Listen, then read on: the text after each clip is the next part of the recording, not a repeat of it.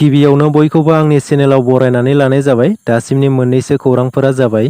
बड'लेण्ड मुलुगसोलोंसालिनि vice chancellor Laishram लादु सिंहखौ थाबैनो बिबान नागारनांगौ एबा हमनांगौनि थाखाय दुलाराय बर' फरायसा आफादा थांनाय गोबाव समनिफ्रायनो गोख्रों सोमावसारबोदों। बेखौ लानानै गिबि मन्थ्रि हिमन्त बिश्व शर्मा बिथाङा लाइस्राम लादु सिंहखौ लानानै मोनसे गोनां बाथ्राखौ बुंदों। भाइस चेन्सेलर लाइस्राम लादु सिंहनि खामानि मावनायफोरखौ मोजां मोनाखै। बेनि अनगायैबो फरायसा आरो रायजो राजाफोराबो लाइस्राम लादु सिंहनि हेंथायै गोबां अजद खालामदों। बेफोरखौ नोजोर होनानै गिबि मन्थ्रि हिमन्त बिश्व शर्मा बिथाङा लाइस्राम लादु सिंहखौ होखारनो थाखाय सोलोंथाइ मन्थ्रि डक्टर रनज पेगु बिथांखौ बिथोन होखांबाय होननानै फोरमायदों। बेनि अनगायैबो लाइस्राम लादु सिंहनि आखायाव थानानै बड'लेण्ड मुलुगसोलोंसालियाव सोलोंथाइनि थासारिया गाज्रिसिन जादों होननानै गिबि मन्थ्रि बिथाङा बुंथिबावदों। दुलाराय बर' फरायसा आफादनि गोख्रों सोमावसारनाया गिबि मन्थ्रि हिमन्त बिश्व शर्मा बिथांनि बुंथिनायखौ नोजोर होयोब्ला लाइस्राम लादु सिंहआ थाबैनो होखारजागोनखौ एबा ओंखारनांगौखौ मिथिनो हायो। रायजोआव जाख्ल'नाय गैयै खालामनो थाखाय गिबि मन्थ्रि हिमन्त बिश्व शर्मा बिथाङा नायबिजिरनो गोख्रों बिथोन होनाय बायदियैनो गोबां सरखारि मावफारियाफोरखौ हमजानायखौ नुगासिनो। थिग बिब्दिनो गसाइगाव महकुमानि सिङाव थानाय रेभिनिउ सार्कोल मावख'आव सिएम भिजिलेन्सनि हान्जाया हरखाब संदाननानै गसाइगाव सार्कोल मावख'नि सानै लाट मण्डलखौ हमनो हादों। 25,000 रां घुस लानायनि अजदआव मोगा-मोगि हमदों इमामुल हक आरो उहेद आलीखौ।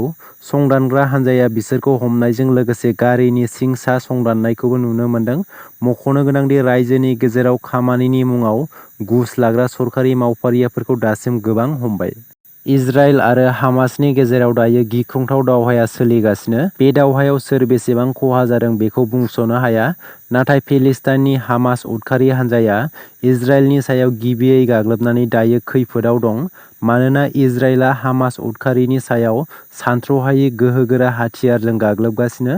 थारैनो जेरै खिथेर होखारनो हुमखि होदों बेबादिनो इजराइलनि हर-सान गाग्लोबनाया दासान्दि सोलिगासिनो। एयार स्ट्राइक आरो टेंक बायदि गोहोगोरा हाथियारफोरजों गाग्लोबनायाव दायो गाजा सहरा फारसेनिफ्राय थेर-बेथेर जादों। खौरांनि बायदिब्ला इजराइल आरो पेलेस्टाइननि बे दावहायाव जिउ गोमानाय सुबुंफोरनि अनजिमाया 1,200 निबो बांसिन जाबाय। बेनि अनगायैबो गोबां सुबुंफोरा बे दावहायाव जोखोम जानायखौ मिथिनो मोन्दों। दासिम इजराइलआ हामास उदखारि हान्जा थानाय गाजा सहरनि मोन 1,000 निबो बांसिन जायगायाव एयार स्ट्राइक खालामबाय। मख'नो गोनांदि हामास उदखारिनि सुबुंथि गैयै बायदि इजराइलनि सायाव गाग्लोबनायखौ भारत आरो आमेरिकाजों लोगोसे मुलुगनि गोबां हादरफोरा सोंखारिनायखौ नुनो मोन्दों। नाथाय इजराइलआ हामास उदखारि हान्जाखौ जेरैखिजाया फोजोबस्रांनो समायखिरा लादों। फैबाय थानाय लक सभा बिसायख'थिखौ लानानै आसामनि गिबि मन्थ्रि हिमन्त बिश्व शर्मा बिथाङा माखासे बाथ्राफोरखौ बुंदों। फैबाय थानाय लक सभा बिसायख'थियाव बिजेपिआ बिपिएफ हान्जाजों लोगो जानाय नङा।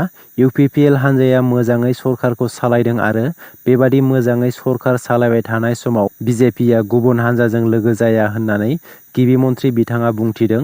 फैबाय थानाय लक सभा बिसायख'थिखौ लानानै बिपिएफ हान्जाजों जेबो सावरायलायनाय जायाखै।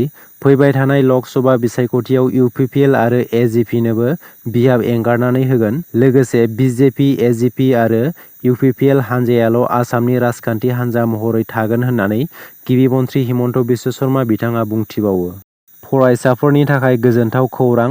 थाखो 9आव फरायनाय फरायसा फरायसुलिफोरनि थाखाय गोजोनथाव खौरां। बे गोजोनथाव खौरांखौ गिबि मन्थ्रि हिमन्त बिश्व शर्मा बिथाङा फोसावनानै होदों।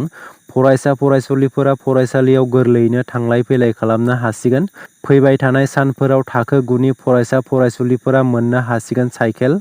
फैगौ 13 अक्ट'बरनिफ्राय रायजोनि गासै फरायसालिफोराव फरायसाफोरनो साइकेलखौ राननानै होगोन होननानै गिबि मन्थ्रि बिथाङा फोसावनानै होदों। क'क्राझाराव अरुणोदय 2.0 नि गेजेरजों गोदान मुलाम्फागिरिफोरनो अरुणोदय कार्ड राननानै होदों। क'क्राझार सहरनि साखाथियाव थानाय ग्रिन फिल्डआव अरुणोदय 2.0 नि गेजेरजों क'क्राझार जिल्लानि सिङाव थानाय गासै सा 22,000 सुबुंफोरनो अरुणोदय 2.0 नि कार्डखौ राननानै होदों। बे हाबाफारियाव रायजोनि गिबि मन्थ्रि हिमन्त बिश्व शर्मा, आसामनि मन्थ्रि अशक सिंघाल बिथांमोना आलासि महरै नुजाथिफैनानै अरुणोदय कार्डखौ राननानै होयो। आथिखालनि BTR सरकारा थांनाय 2.5 बोसोराव मा बिथांखि लाखो बेखौ फोसावनानै होदों। गासै मोन 24 बिथांखिफोरखौ BTR सरकारा थांनाय 2.5 बोसोराव लादों।